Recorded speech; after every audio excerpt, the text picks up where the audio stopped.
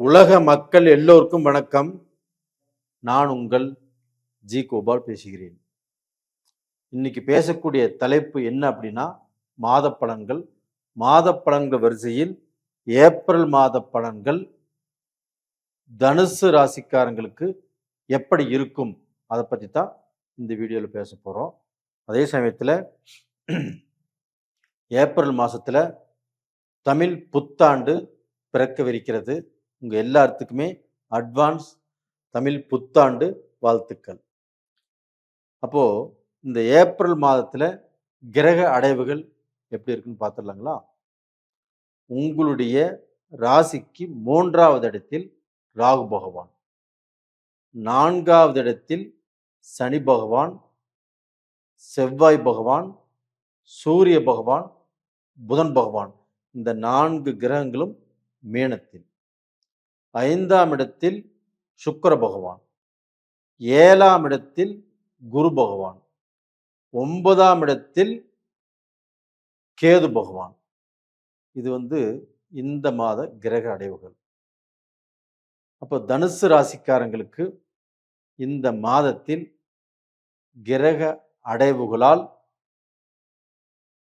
எப்படி இருக்கும் அப்படின்னு எதிர்பார்த்து காத்துட்டு இருக்கிறீங்க. நீங்கள் இந்த வீடியோ பார்க்குறீங்கன்னா நம்மளுக்கு ஏதாவது ரூபத்தில் நல்லது நடக்குமா? தனுசு ராசிக்காரங்களே, உங்களுக்கு இந்த கிரக அடைவுகள் 100க்கு 90% சாதகமாக இருக்கிறது. உங்களுக்கு நல்ல பலன்களை இந்த மாதத்தில் அனுபவிக்க போகிறீர்கள். ஒரு மனுஷனுக்கு நல்ல நேரம் அப்படிங்கிறது ஒரு நாள் வந்தாவே போதும்.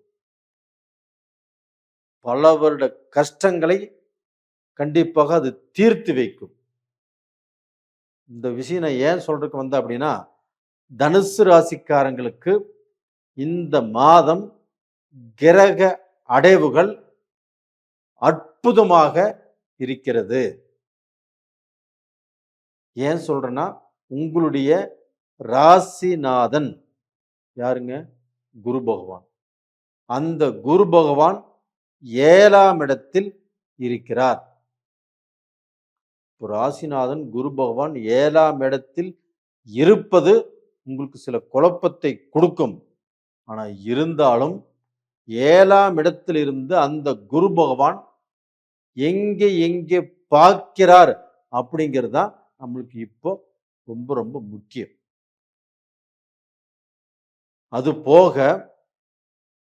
உங்களுடைய ராசிக்கு 4ஆம் இடத்தில் செவ்வாய் பகவான், அதாவது 5ஆம் இடத்து அதிபதி செவ்வாய் பகவான் 4ல் இருக்கிறாங்க.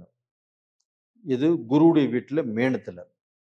அதே சமயத்தில் 9ஆம் இடத்து அதிபதி சூரிய பகவானும் 4ல் இருக்கிறாங்க. அதே சமயத்தில் 10ஆம் இடத்து அதிபதி புதன் பகவானும் 4ல். இந்த கிரகங்கள் எல்லாமே குருவுடைய வீட்டில் இருக்கிறதுனாலையும், அதே குரு பகவான் குருவுடைய வீட்டை தனுசை 7ஆம் பார்வையாக பார்ப்பதாலையும் உங்களுக்கு பார்த்தீங்கன்னா ஒரு ஜாக்பாட்டான டைம். ஏன்னா 9ஆம் இடத்து அதிபதி உங்களுடைய வீட்டில் மீனத்தில்.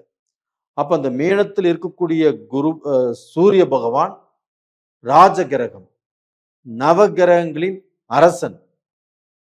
அப்ப அவங்க பார்த்தீங்கன்னா மீனத்தில் இருக்கும்போது இந்த தனுசு ராசிக்காரங்களுக்கு கண்டிப்பாக இது நாள் வரைக்கும் உங்களுக்கு எந்தெந்த விஷயத்துல எந்தெந்த காரியங்கள் எப்படியெல்லாம் தடைகள் பட்டதோ அந்த தடைகள் பட்ட அந்த காரியங்களை இந்த சூரிய பகவான் முடித்து கொடுப்பார். வேலையில ரிஸ்கா, வேலையிலேயே தடையா, இல்லைன்னா பிசினஸ்ல தடையா, ஒரு இன்ட்ரிக்கு போறதுக்கு தடுங்கலாச்சா, இது மாதிரி பார்த்தீங்கன்னா எத்தனையோ தடைகளை உங்க வாழ்க்கையில் பார்த்துருப்பீங்க. அத்தனை தடைகளுக்கும் உங்களுக்கு 9ஆம் இடத்து அதிபதி பாக்யாதிபதியான சூரிய பகவான் உங்களுக்கு அந்த தடைகளை முறித்து கொடுப்பார். அது மட்டும் இல்லைங்க, அந்த சூரியனும் புதனும் இணைந்து புதாதித்ய யோகத்தோடு நல்ல திருப்தியா இருக்கிறாங்க. 2. அதே சமயத்துல உங்களுக்கு 5ஆம் இடத்து அதிபதி 4ஆம் இடத்தில் இருப்பது யோகம். அப்ப 5ஆம் இடத்து அதிபதி 4ஆம் இடத்தில் இருக்கிறாங்க அப்படின்னா கண்டிப்பாக நீங்க இடம் வாங்குவீங்க, இல்லைன்னா வீட்டை வாங்குவீங்க, இல்லைன்னா வீடு கட்டுவீங்க, இல்லைன்னா ஏதாவது தோட்டம் வாங்குவீங்க, இல்லைன்னா ஏக்கர் கணக்குல இடம் வாங்கி போடுவீங்க. இந்த மாதிரியான சூழ்நிலைகள் தனுசு ராசிக்காரங்களுக்கு ரொம்ப நாளாக காத்துட்டு இருந்தாங்க. தனுசு ராசிக்காரங்க அவங்களுக்கு இடம் அமையல, வீடு கட்ட முடியல, அவங்க வாழ்க்கையில காசு பணம் வச்சுட்டுமே ஒரு சொத்தை சேர்த்துக்கொண்டு நினைச்சாங்க, சேர்த்த முடியல. இந்த பீரியட்ல அது எல்லாமே நடக்கும். அது போக இப்ப அவங்களுக்கு 7ஆம் இடத்துல குரு பகவான் இருக்கிறாங்க அப்படின்னா அந்த குரு பகவான் ஆப்பட்டது குடும்ப ரீதியாக மனச்சிக்கலையும் மன குழப்பத்தையும் உங்களுக்கு எதையுமே புரிந்து கொள்ள முடியாத சூழ்நிலையும். இப்போ நீங்க வேலைக்கு போயிட்டு வீட்டுக்கு வர்றீங்க, ஏதாவது ரூபத்தில் எரிஞ்செரிஞ்சு விழுவீங்க. வேலையில் இருக்கக்கூடிய டென்ஷன் வீட்டில் காட்டுவீங்க. அப்போ அது மனைவிக்கு பிடிக்காது. மனைவியும் இப்போ ஆர்கியூ பண்ணுவாங்க. ஏன்னா 7ஆம் இடத்துல குரு. அப்ப இதனால என்னன்னா உங்க குடும்பத்துல தேவையில்லாத சின்ன சின்ன விஷயங்களுக்கு கூட பிரச்சனைகள் கண்டிப்பாக வரும். ஒரு சிலருக்கு அண்டர்ஸ்டாண்டிங் பிரச்சனை ஆயிரும். ஒரு சிலருக்கு பாத்தீங்கன்னா இப்போ பொண்டாட்டியுடைய அப்பா அம்மாவை பத்தி பேசுவாங்க, இல்லை புருஷனுடைய அப்பா அம்மாவை பத்தி பொண்டாட்டி பேசும். இதன் மூலியமாக கொஞ்சம் குழப்பங்கள் உருவாகும்.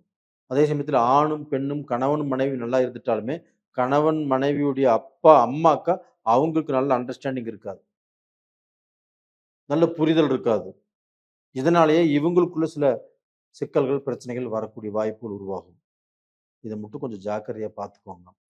அதே சமயத்துல உங்களுக்கு சுக்கிர பகவான் 6ஆம் இடத்துக்குரிய கிரகமும் 11ஆம் இடத்துக்குரிய கிரகமும் சுக்கிர பகவான் உங்களுக்கு 5ஆம் இடத்துல இப்ப இருக்கிறாங்க. இந்த 5ஆம் இடத்தில் இருக்கக்கூடிய சுக்கிர பகவான் ஆகப்பட்டது உங்களுக்கு பாத்தீங்கன்னா திருமண காலகட்டத்தை உருவாக்கி கொடுப்பார். அந்த குரு பகவான் ராசியவே பார்த்து ராசிக்கு 3ஆம் இடத்தையும் பார்த்து ராசிக்கு 11ஆம் இடத்தையும் பார்க்கிறார். இதனால தனுசு ராசியில பிறந்தவர்கள் தாராளமாக மாப்பிள்ளை பார்க்கலாம், பொண்ணு பார்க்கலாம், நல்ல முடிவை எடுக்கலாம். அப்ப அந்த முடிவு இந்த மாதத்தில் எடுக்கக்கூடிய முடிவு உங்களுக்கு பாத்தீங்கன்னா அவங்களுடைய வாழ்க்கையில அவங்க ஒன்று சேருவதற்குண்டான ஒரு நல்ல முடிவா இருக்கும். அது போக எக்ஸாம் எழுதுறவங்க, டிஎன்பிசி எக்ஸாம் எழுதுறவங்க, குரூப் ஏ எக்ஸாம் எழுதுறவங்க தாராளமாக எழுதலாம். அப்படி எழுதினாலும் நீங்கள் எதிர்பார்த்த ரிசல்ட் கண்டிப்பாக கிடைக்கும். இல்லை நீங்க இந்த கோர்ஸ் தான் படிக்கணும், இந்த காலேஜுக்கு தான் போகணும் அப்படிங்கிற ஒரு எண்ணம் உங்க மனசுல இருக்கும். இல்லை உங்க ஃப்ரெண்ட்ஸ் எல்லாம் சொல்லியிருப்பாங்க, நீங்க ஒரு முடிவு பண்ணியிருப்பீங்க. அந்த முடிவும் ஒர்க் அவுட் ஆகும். அதுபோக ரிலேஷன்ஷிப்ல இருக்கிறவங்க காதல் கல்யாணம் நாங்கள் செய்யலாமா, நாங்கள் செய்வதற்கு வீட்டில் ஒத்துக்குவாங்களா, நாங்கள் போய் இப்போ வீட்டில் சொல்லலாமா அப்படின்னு கேட்டால் தாராளமாக நீங்கள் வீட்டில் போய் இந்த பிரச்சனையை ஆரம்பிக்கலாம். ஆரம்பித்து கொஞ்சம் சில தடைகள் அதுக்கப்புறம் நல்லது நடக்கும். இப்போ தனுசு ராசி நேயர்களே, நிறைய பேர் குழப்பத்திலையும் இருக்கிறீங்க, கொண்டாட்டத்திலையும் இருக்கிறீங்க. ஒரு சிலர் பார்த்தீங்கன்னா கொஞ்சம் நல்லா இருக்கிறாங்க. இப்போ இவங்களில் பார்த்தீங்கன்னா நல்லா இல்லாதவர்கள் அவங்களுடைய ஜாதகத்தையுமே ஒரு முறை பார்த்துக்கிறது நல்ல விஷயம். அப்போ உங்களுடைய ஜென்ம ஜாதகம் அதை நீங்கள் பார்த்துக்கிறது நல்ல விஷயம். விருப்பம் இருந்தால் ஜாதகத்தை அனுப்பிச்சு வைங்க, நான் பார்த்து சொல்கிறேன். நிறைய பேர் ஜாதகம் அனுப்பிச்சிருக்கிறாங்க, அவங்க ஜாதகத்தையும் பார்த்து சொல்லிட்டு இருக்கிறோம். நேயர்களே, உங்களிடமிருந்து விடைபெறுவது உங்களின் ஜி கோபால். நன்றி, வணக்கம்.